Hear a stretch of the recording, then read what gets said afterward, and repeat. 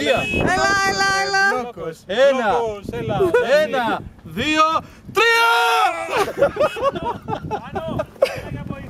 Το τράβηξες. Λοιπόν, θα ανοίξουμε ένα μπλοκ. Μπράβο, παιδιά, νούμερο 2.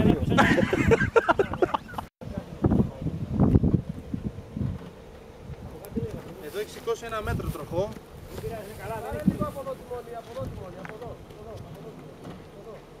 Λίγο δεξιά τιμόνι Βασίλη, εντάξει, ωραίος.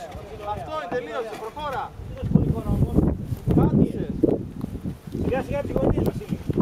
Μια χαρά. Σωστός Βασίλη, μπράβο Βασίλη. Μπράβο, κύριε Βασίλη. Μπορείς να πατήσεις εδώ. Ναι, κορνάρισε να φύγει από τη μέση. Και όχι έτσι φρεναριστά να έρθει κάτω. Κόντε πολύ με φρενάρισε.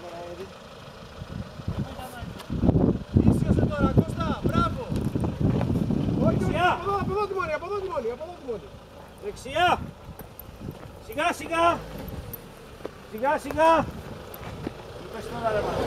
Τώρα όμως εδώ. Τώρα πάρε προς τα αριστερά και μετά στρίψε πάνω.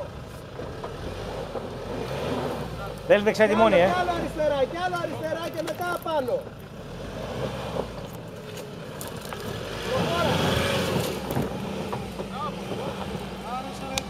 Άρα Κώστα, τρελάθηκα ρε Κώστα!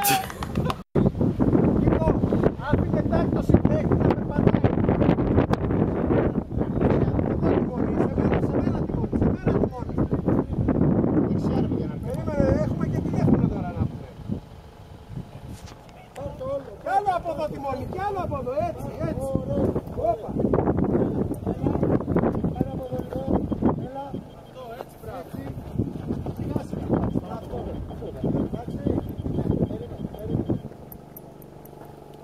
Δεν έχει ανάγκη τώρα, θα πατήσω. Έλα. Απλά μ' άρεσε να του πάω. Έλα. Απόσταση. Το βαχινό μου ρε! Έλα. Πού θα πατήσω, στη ροδιά μέσα. Πήγαινε πιο αριστερά. Εδώ.